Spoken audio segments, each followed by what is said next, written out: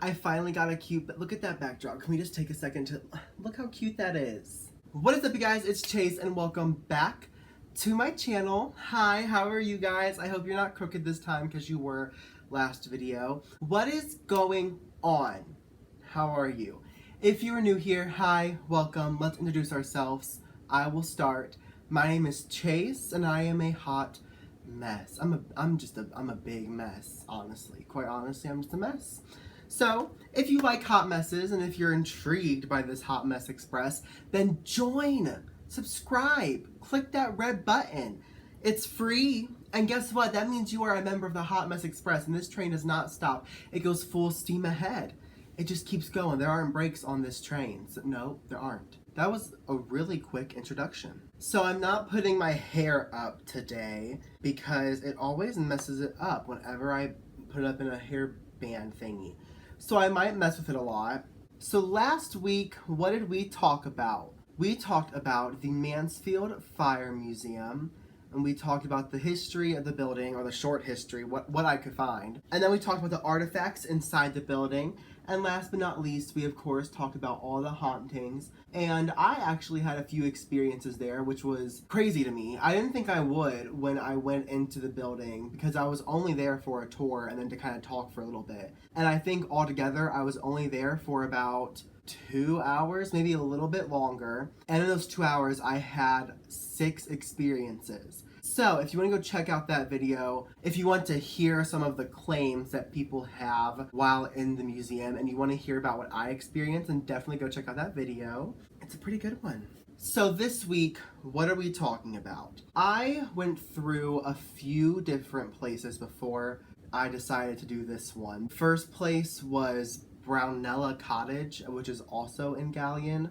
And, oh, this place is in Galleon. You know what we're talking about with the title, so it's fine. But it's in Galleon, and I thought about doing that place because Bobby mentioned it when I was on the tour. However, I've looked into the Brownella Cottage before, and I couldn't find a whole lot. So I just kind of decided after thinking about it that I wasn't going to do that one. And the other one I was going to do was recommended by someone I work with. It was Oak Hill Cottage here in Mansfield. And I looked into it, and I could not find anything on it. I have been to Oak Hill Cottage, and it's beautiful, but I couldn't find anything on it, haunted-wise. So I decided to settle on some place that I find very interesting, and it is the Gill House in Galleon, Ohio. I would like to thank my mom, real quick, for writing down these notes. I did not feel good last night. I have allergies, and my sinuses were killing me, to the point where like my head was just pounding. I didn't want to do anything. So I told her the information and then she wrote it down for me. And I really appreciate that. So thanks, Mom. Also, if I'm sniffling a lot, that's why. It's because I'm going through it. I am going through the gigs right now. So the Gill House is located in Galleon, Ohio. Oh, this is pigmented. And it was built between 1902 and 1904. The home was built for Bloomer and Nellie Gill, who were part of the founding family, one of the founding families in Galleon, Ohio. And the building was constructed by John King, who also built a few other buildings in Galleon. One of them was called the Big Four Depot, which I don't know. Whenever I hear that, I just think of Home Depot. So I'm not 100% sure what that was. I'm assuming it was something like Home Depot. But he also built the Galleon Public Library. And the home was designed by famous designer Louis Kemper. I kept saying Kemper last night, like K-I-M-P-R, Kemper, and it's Camper. So I'm sorry if I say that wrong while filming this. But it was Louis Kemper, who was a famous architecture? I'm stupid. So like I said previously, the Gill family is one of the founding families of Galleon. And Bloomer and Nellie were not like the first people to come to Galleon. It was actually David Gill, and he came with his brother-in-law to Galleon. And with his brother-in-law, he built the first ever schoolhouse in Galleon. And then David was the first teacher at that schoolhouse. So he was essentially the first teacher in Gallia, and that's where they set their roots down. And the Gill house that is there today is not the first Gill house. There are two Gill houses. The first one is still standing, but it's behind the one that we're going to talk about today. So they had this Gill house and they built it, and that's where they lived. That's where David and his wife and kids lived. And David had a kid named James, and James is Bloomer's dad. So David, the first Gill in Gallian, is Bloomer's grandpa. And I just kind of wanted to map that out for you. It's not super important to the story. We are focusing on Bloomer and Nellie because they lived in this Gill house. But I just kind of wanted to touch on that so you guys knew the history of the family. And the Gills moved to Gallian in the year 1818. So Bloomer was born in Gallian, Ohio on October 19th, 1859. And like I said, he was David's grandson. And Bloomer was actually born in the original Gill house. So not the one that we're talking about in this video, but the one that is behind the one we're going to talk about in this video. So there's Gill house 1 and Gill house 2. Bloomer was born in Gill house 1. And Bloomer was a pretty well-known figure in Gallian. The Gill family was a pretty wealthy family. They were one of the founders, so they were very well known. And Bloomer was originally a worker at a hardware business, and he was involved in that until the hardware business shut down that he was working for.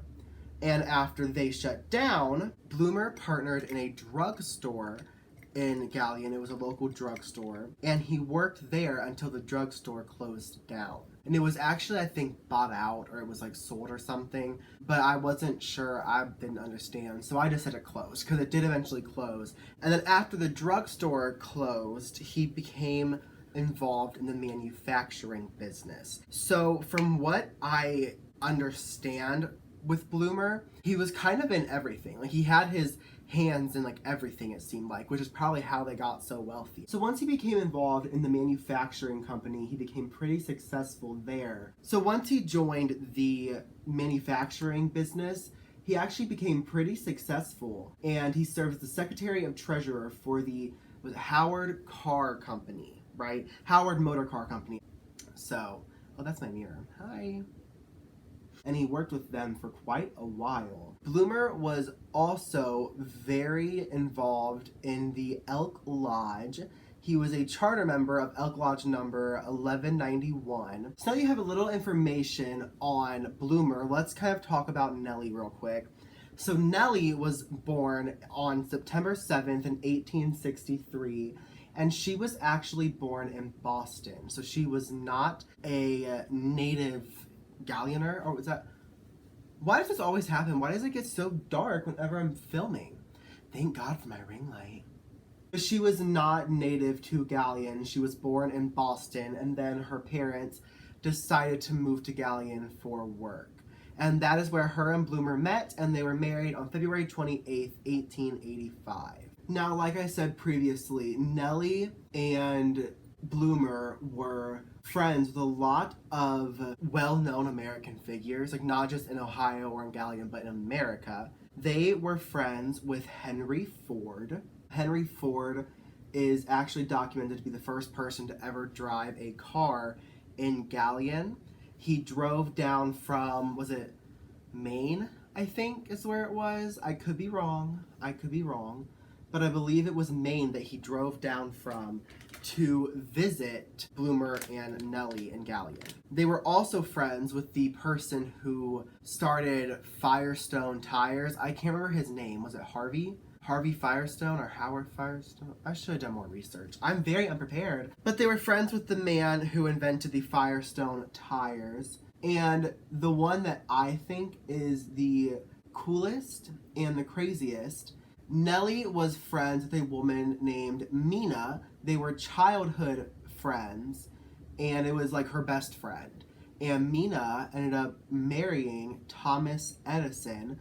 She was his second wife. So Nellie and Bloomer became very good friends with Thomas Edison, and he came to visit them at the Gill house multiple times. I should probably mention at this point in the video, when I mention the Gill house now, I'm talking about the second one. The first Gill house is where David lived with his wife. That's where James grew up.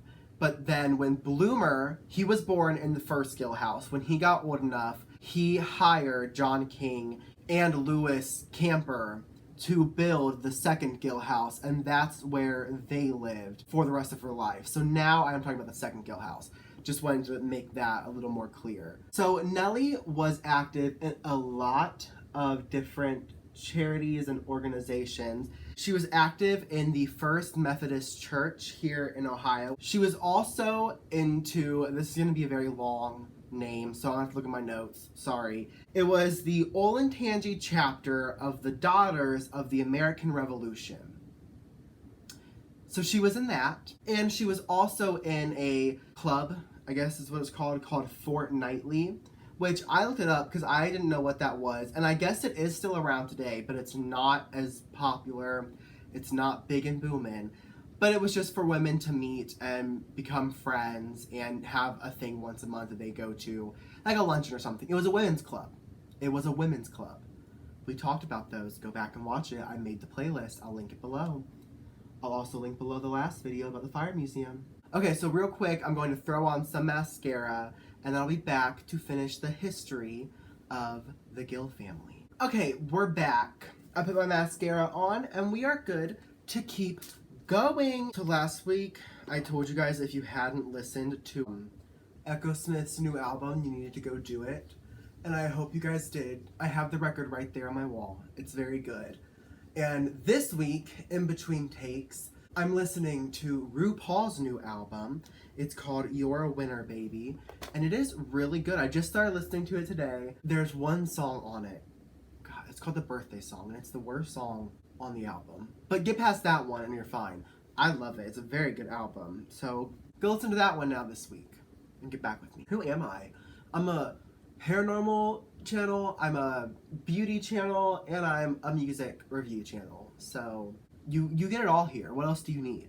Unsubscribe to everyone else and subscribe to me. So Bloomer and Neil had 4 children. They had Mary, who was the oldest, Isabel, Mina, and the youngest was James or Jamie or Jimmy. He had a lot of nicknames, apparently. And they all lived in the house together until Bloomer died on January 14th of 1936, and he died at the age of 76, so I'm assuming that it was just natural causes, which is good. And I also don't believe he died in the house. And then Nellie died on January 5th, 1950, at the age of 86. So again, I believe natural causes, and again, she did not die in the house, which I don't know, I find interesting. A lot of these stories, a person has died in the house, and that's kind of why they're haunting it, in my opinion. But in this one, they didn't. There's actually only one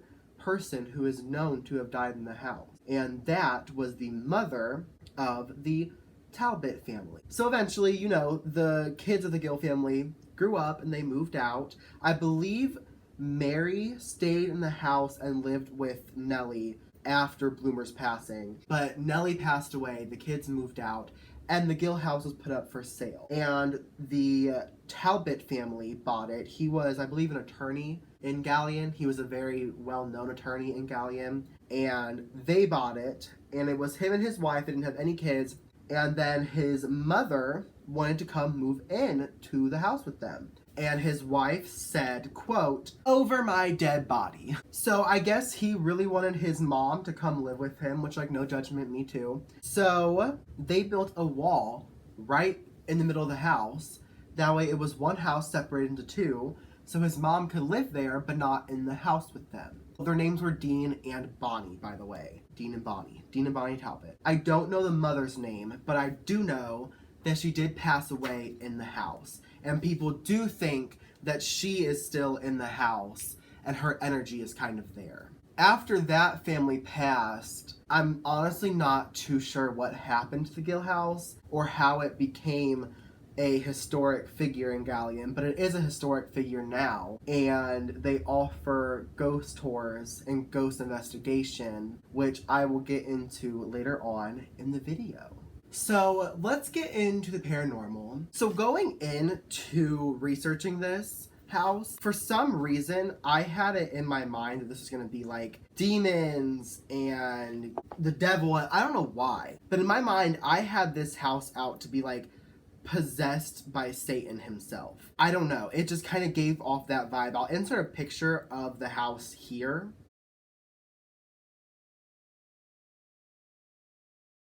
Like, do you see? It just kind of looks like that kind of house that just would have all sorts of demons, and that's what I thought. I don't know why I thought that, but I did. So I was happy to find out that there aren't demons in the house, at least not that I found, and there aren't really a whole lot of malevolent spirits in the house either. So some of the most common things that happen in the Gill house are footsteps heard throughout the house, laughter, which is the scariest in my opinion. For some reason, laughter really freaks me out, like paranormal wise. It's just scary. Like, I just wouldn't want to hear someone laughing who isn't there. And in my mind, I instantly think like menacing laughter. A lot of people have had physical contact while in the house, like being touched, pushed, pulled by something that isn't there. People have seen shadows that will move on their own when there shouldn't be any shadows in the building, or there isn't anyone casting a shadow there.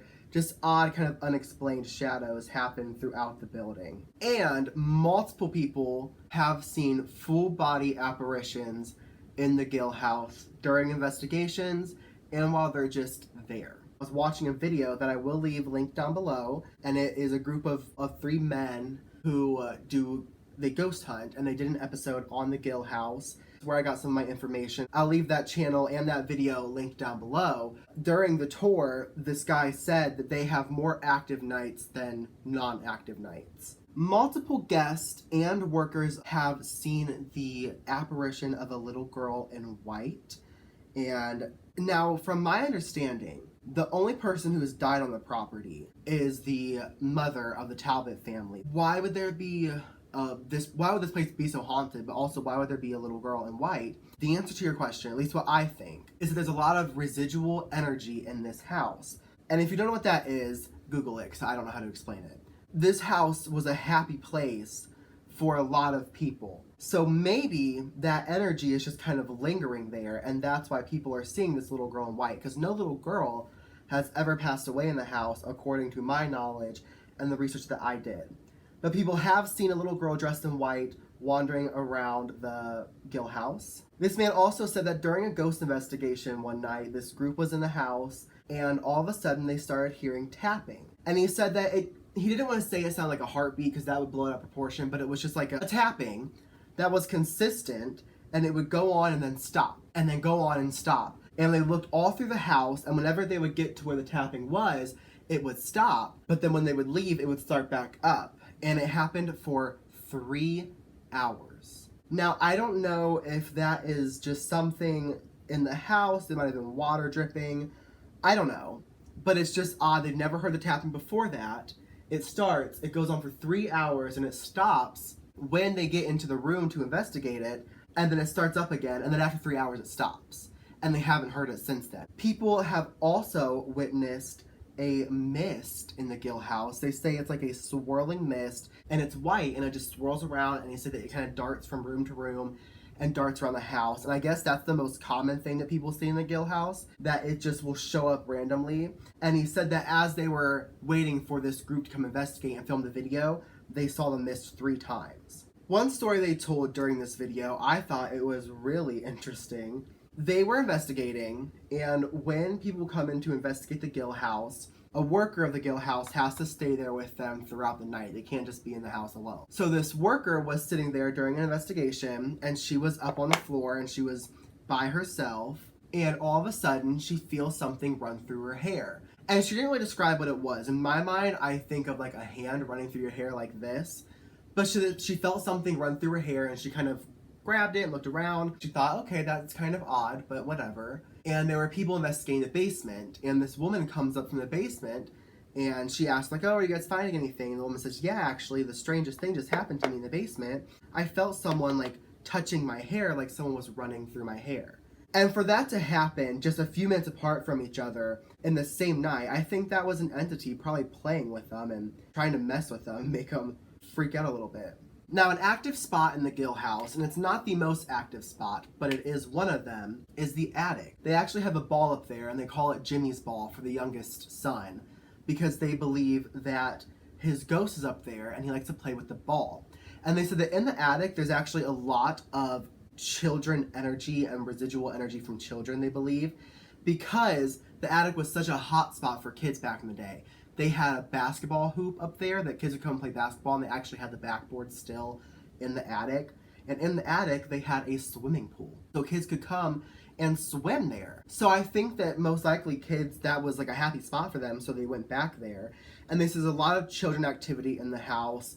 And the guy who's doing the tour pretty much said that a day doesn't go by that someone does not see a child or hear a child or get an EVP of a child, and that you'll see a lot of children apparitions, and that's a big thing, especially in the attic. So I always want to know the place that has the most activity. What's the hot spot in the building? And for the Gill house, it's the basement, because why wouldn't it be? Something interesting that happened in the basement, I don't know if this was during an investigation or what, but there was a woman named Jane who was walking down the steps in the basement, and as she was walking down the steps, she threw her hip out. So she was in the basement with a bunch of people looking for a place to sit, and they had, a spirit box, an EVP recorder going, so it must have been during an investigation, because they caught an EVP say, Jane, rest. Which is kind of nice to know, like, the spirits care. They wanted her to rest and sit down because she had hurt herself. Another EVP they caught in the basement was during an investigation, and there was this girl down there, and she was kind of playing with the spirits, messing with them. I guess she was a non-believer, and so she was saying off-the-wall things. And through the EVP box, whatever it's called, they caught a voice say, I don't like you. When watching this video, it was really interesting because they give a lot of information on the paranormal and stuff, but they actually caught a few things that I thought was interesting. Some things they caught, and you can watch the video, I'll leave it linked down below. And they caught a few EVPs and stuff where I was kind of like, I don't hear anything. But the main one that I heard that was crazy, they had left their cameras and their EVP recorders and things like that in the house running, and they left the house. And they caught something in the attic, and it was a voice saying, bitch. I really had to go back and look for it and try to find it, but you can hear it. It says, bitch. Okay, I'm gonna set my face really quick. I'll be back. Oh, I love highlighter. It just brings me so much joy and happiness. Something else that happened when this team left the recorders in the house alone was a lot of unexplained knocking. And like I said, there was no one in the house. Everyone had left, and they just wanted to see what happened when they left this stuff in here alone. And they heard unexplained knocking from a room that the camera wasn't in, but it was loud. Like, you can hear that. That was something that it was really hard to not hear. Like, it's loud. I have never watched these people before. So could they be faking all of this? Yes. Quite honestly, they could. I've never seen this YouTube channel. I've never watched them before, so they could be faking it. You have to take all this with a grain of salt. At the end of the day, you've never experienced it. I've never experienced it. I've never been there. You might have been there, but I don't know. So you never know. But I just choose to believe that these people wouldn't lie and they would tell the truth. Look at that highlight, and it did not mess everything up. It's just a nice greeny gold. It looks pretty.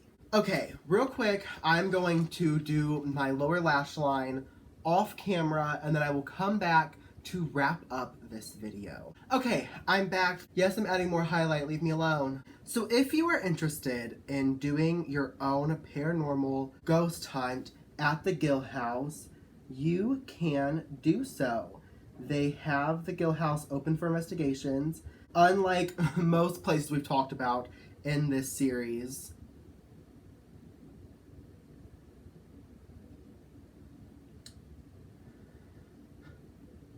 my eyeshadow primer just moved on its own.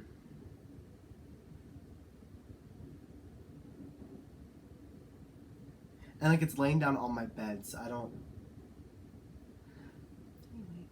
Like I was saying, a lot of these places that we've talked about in this series are closed and you can't go investigate them. However, the Gill house is open for investigation. So you can investigate the Gill house for $50 per person on the weekends from 6 p.m. to 2 a.m. or weekdays by appointment. You have to get a hold of them and figure something out because like I said, someone has to sit in the house with you while you're investigating. So now, what do I think? No one asked for my opinion, but I'm gonna give it to you anyway. Do I think this place is haunted? Yes. Like I said, going into it, I really thought this was gonna be like demons and scary and they want to kill you and all this stuff.